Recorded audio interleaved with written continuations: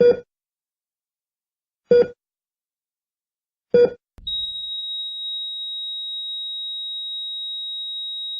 niggas want to see a dead body, man? Because, listen, just call it. Yo, toe tag his ass. All right, it's over. Yes, his name. What do you mean his name? That's Robert Rameek Williams. Everybody knows it, right? His cause of death, blunt force trauma, nonstop memes, Twitter fingers, and motherfucking social media ridicule. You know this. Now, wait, is that a pulse? Yo, wait, Meek, is that you, bruh? If you could hear me scream or speak normally, it's the same shit. Just say something.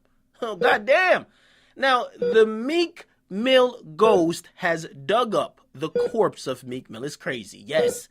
Yesterday was a page out of the book of hip-hop fuckery at its finest. And ladies and gentlemen, this is hip-hop, and we can't get more hip-hop than this without actually shooting, stabbing, and actually chokeslamming a couple niggas. I'm just saying. But Drake dropped the first single off Views from the Six. Is called Summer 16. He dropped it on OVO Radio. You could also call it Revenge because he says revenge a bunch of times. And on the track, he's doing a bunch of fucking mental gymnastics. You hear him on there, he's talking about he got a bigger pool than Kanye West. Like, you're like, what? Are you talking about inflatable tubs? Nigga, the fuck is you talking about?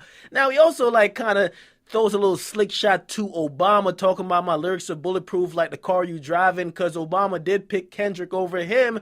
Then he also like tosses like an entire shot to the entire United States, talking about I'm not even from there. How y'all let me come and run there? And I'm like, whoa, damn, bro. Come on, man. We know you Canadian, but don't be like disrespecting and violating like that now. But of course, it's Drake. People are gonna forgive him. But he actually mentions Meek Mill, and he kind of like really emphasizes that he actually beat the fuck on out of Meek Mill. But that's not the hip-hop part about it. The hip-hop part about it is that Meek Mill dropped a song simultaneously, all right, the same time.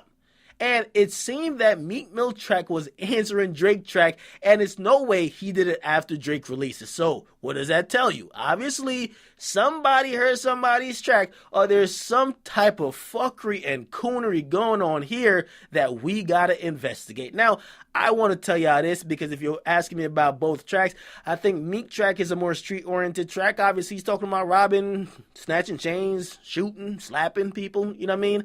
And obviously, Drake is talking about just, I'm the nigga, you know what I mean? He's making a track that's saying, I'm that guy, I'm that guy, I'm that guy. That's it. That's pretty much what the track's about. Now, I want to say this, right, about the entire beef with Meek and Drake, because you got to call it fair. A lot of people who are claiming they love hip-hop, you don't really love hip-hop. You're a stan of Meek Mill. You're the one with running around calling him Omika, okay? And then the other person is fucking a fan of OVO. You're the one with a bunch of sixes in your fucking profile. By the way, Drake is on the track singing about 666, like, yo, Drake, come on, man. Come the fuck on, my nigga. You're from Degrassi, okay? Now, if I'm gonna judge this beef, Meek Mill is still down by 20 in the war. However, if we're going to take a cross-section of the beef and only look at yesterday, it would be hard, if you consider yourself a hip-hop fan, to not award Meek Mill the win. I think he won yesterday, and I got to be honest, because he did hip-hop things. Now, I'm going to give you guys a few exhibits of why I believe Meek Mill actually heard Drake's track before he dropped his. Or not even before he dropped his. Well, actually, yes, before he dropped his. Because somehow he got it, and then we're going to get into how he could have possibly heard it. Now, Exhibit 8. Drake raps about, yo, I'm out in front of the Four Seasons looking like a damn football team, right? He actually says in the track, he says, out in front of the Four Seasons looking like a damn football team. Then he also says, I let the diss record drop, you was staying right below me, nigga. We must have played it 100 times, you was going to bed. Now, Meek Mill responded conveniently on his track, opened it up by saying, listen, I'm at the Four Seasons too, right? He says actually, location, Toronto, status, 5-star hotel, Four Seasons, them chumps upstairs. They know not to come down here playing no real niggas. Nikki in the bedroom, sleep, life is good. Now, let me tell you this, and in all full disclosure, right? I was told months ago, and I've actually heard rumors as well, that Nicki and Meek, when they went to Canada to perform in Toronto, right? Apparently, when they stayed at a hotel, they stayed at the Four Seasons, and apparently Drake also booked a hotel just to troll them and fuck with them, really. booked a hotel room above them in the same motherfucking Four Seasons. Now, that would make these lines very accurate and very factual. I know a lot of people are saying, "Yo, it's fake." No. From what I've heard, this is actually completely correct, okay? Drake and Meek and Nicki were in the same hotel, and if you actually try to match the times, remember, Meek went to perform in Toronto, and when he got off stage, a lot of people thought he was going to diss Drake. He didn't. He got back to his hotel room, and later that night, around 3 or 4 a.m., back-to-back came out. So possibly Drake was playing back-to-back while Meek was trying to tuck in Nicki, or probably try to hit it from the back. Imagine trying to go to sleep, and all you keep hearing is, "You getting bodied by a singing nigga," or "boss bitches wifing niggas." Okay, so that is actually factual inaccurate, okay? Nothing happened. Nobody got knocked out. Nothing like that. Apparently, they didn't even get into confrontation. Obviously, if they got into confrontation, Meek Mill would get deported, right? We all know that, okay? Now, Exhibit B. Drake brags about his dance moves, and Meek Mill actually clowns it, right? Drake says, "Then I hit him with the hotline. Chris Breezy with the dance moves." Meek says, "Wait, niggas dancing like they fruitcakes, hotline bling. Don't get no bing up in this new wraith," all right? Now, I'm just presenting the facts, Your Honor, because Exhibit C is the part where I believe that Drake was dissing Tory Lanez, where Drake says, "All you boys in the new Toronto want to be me a little.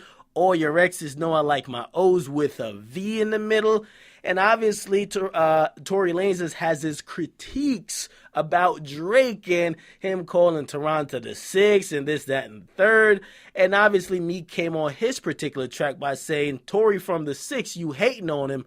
Lord knows." There's been some tension between Tory and Drake. Neither of them has confirmed it. Actually, they're fake as fuck. I don't mean fake as in they're not real, but when you hear them in interviews, they won't just say like, "This nigga's hating on me." Of course, you got to do the PR thing. "Oh, everybody's cool." They're not cool, okay? Exhibit D. Drake raps about turning into Jay. Then this is probably the most direct rebuttal by Meek, because Meek actually asked, "Why the fuck are you comparing yourself to Jay?" So Drake says on his record, "I used to want to be on Rockefeller, then I turned into Jay." Meek says, "And you claiming you Hove now? Why you state that shit? Man, I hate that shit. Niggas be talking out their face, but as soon as you body something, they be singing like they Drake," right? Now, if you listen to both tracks and you listen for understanding, you would say, "Damn, this sounds eerie as fuck. Like these niggas might be in the next studio recording." But obviously, they don't like each other, right? Of course, they were in the same hotel at one point, but you're like, no. How the fuck did this happen, right? Now, here's the thing, because Meek Mill got on Instagram amidst people like speculating, "Yo, how the fuck did he get the lyrics?" or "How the fuck did he hear Drake's track?" And Meek said, "The Ghostwriter told me." Now, I gotta give Meek credit, because that's playing chess. No, you're not playing bingo no more. You're playing chess. And the reason why I said Meek won yesterday is because he started doing hip-hop shit. And the hip-hop shit was, listen, Instagram less, put the songs out, and at least show that you're thinking. This was really, to me, a move to fuck with people's minds, right? He planted a seed back then, right, that Drake uses ghostwriters. Pretty much, Drake came out, killed them with some diss songs, and made people even forget or not even want to talk about the ghostwriters, right? Even after the reference tracks came out.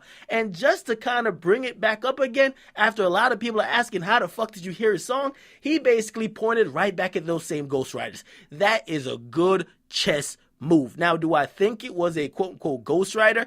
I don't think it was no ghostwriter that gave Meek no lyrics. I think Meek Mill probably either got it through some type of label connects, some maybe even DJ Khaled. DJ Khaled's on the record. We know DJ Khaled's cool with Ross and them. Some way, somehow, Meek got the record, he responded, and obviously he's trying to just throw off the front that he got it from a ghostwriter. I think that's dope, because he's using the one thing that Drake has never really addressed about the ghostwriters, at least with clarity. He's talked about a ghostwriter and Fader, but he never really said, "Yo, hey, I only used Quentin for 3 songs. I never used any help for any other songs." He was very ambiguous about it, and because of that, it shows that Drake is uncomfortable with at least expressing to the fans and the public what happened with that reference track shit, and because of that, Meek could continually jab him with it. So because of that, I gotta say, Meek actually took a victory in the battle. I still think he's down by 20, because there's been a lot of things where we've looked at him and been like, "Yo, Meek, this ain't looking too good for you, bruh." Actually, people have buried him like 3 times already.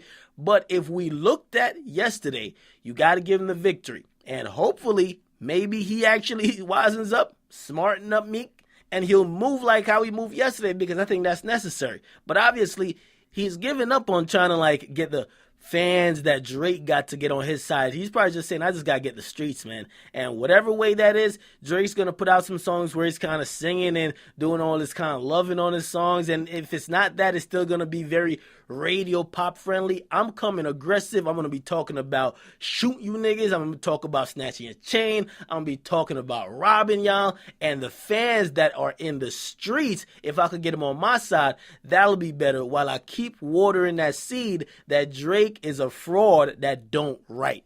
You got to respect Meek if that's his strategy. He had a good day yesterday. We don't know where it's going to go after this, right? We're not saying he's winning the beef. But right now, he took that battle yesterday. If you're a fan of hip-hop, you got to call it like it is. And it would be hard-pressed for you to say, hey, he lost yesterday. As I said, maybe you could say, yo, he had an unfair advantage because he listened to Drake's song before, or we think so. However, this is hip-hop. Ain't no motherfucking fair ones. Niggas is over here snitching. Niggas ain't squaring up. Niggas getting jumped.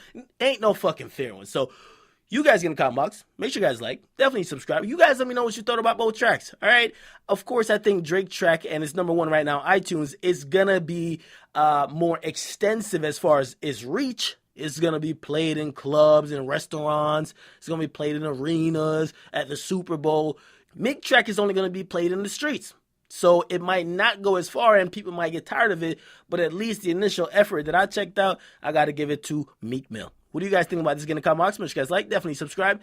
It's your boy, the Academics, the negotiator. I'm out.